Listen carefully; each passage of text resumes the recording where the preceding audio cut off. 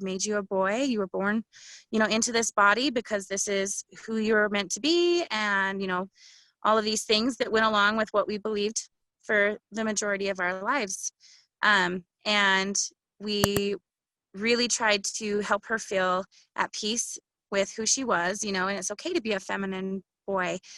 And so she was okay up until preschool started, and the bullying started in preschool. In preschool, when she wanted to play with the girls doing dress up, and she would put on, like a really cute, like princess dress and have her princess wand, and she would play with the babies, all the boys would make fun of her. And she's like, what the heck?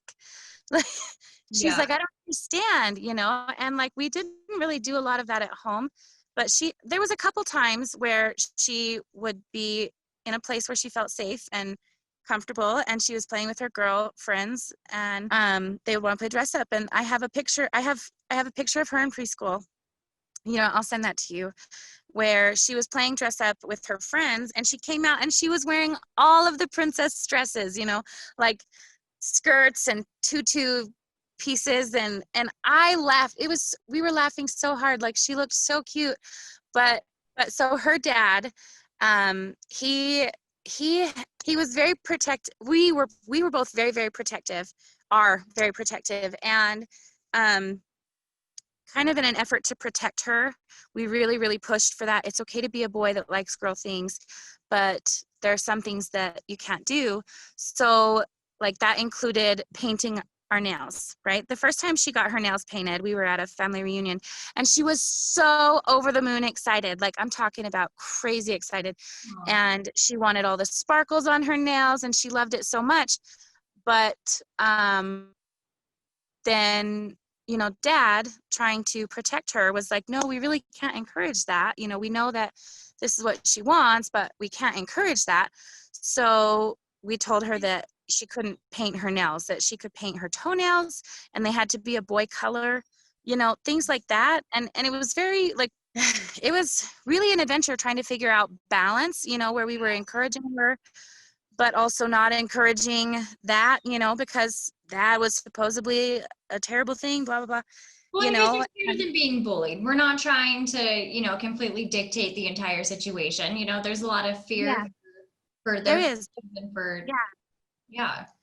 Well, knowing what the trans community goes through, and I'll be, I'll put it out right now in this story. Her dad is not a bad guy in this story. He wasn't a hindrance. It was more like he wanted to wait until she was old enough to make the decision, and he felt like he didn't want to encourage it and then confuse her.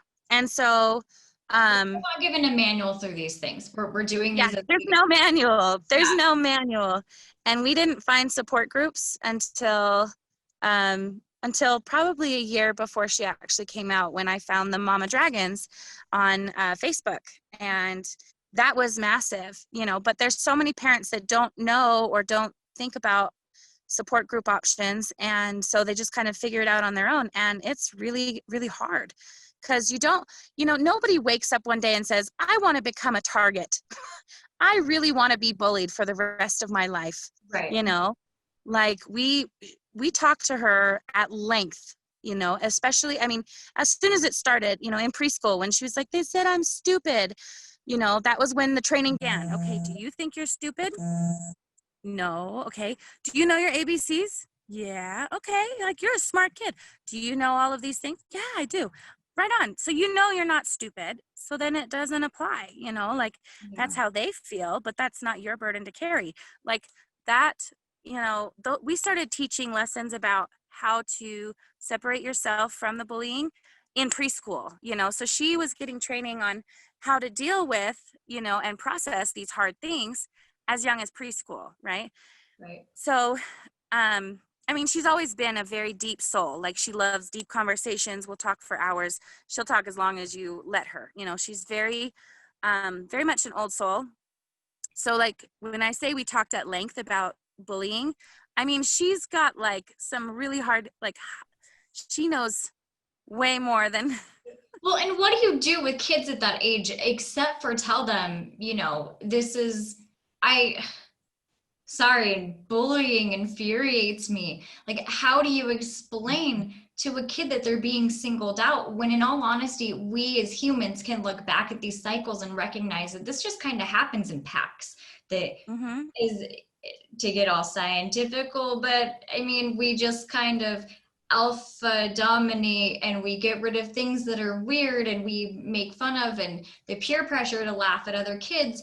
Those are all very, very real, and even more so at a very young age. So how do you not have these very serious conversations with your child feeling this way when they're experiencing these very serious things? You know, it's Yeah. not something that you just brush off. It's not something that's not happening. Yeah. Well, it's one of those things, like when you see your child go from a super happy, confident kid, like really well-rounded, beautiful child, start to really question themselves, like, am I stupid? That's so heartbreaking, you know? And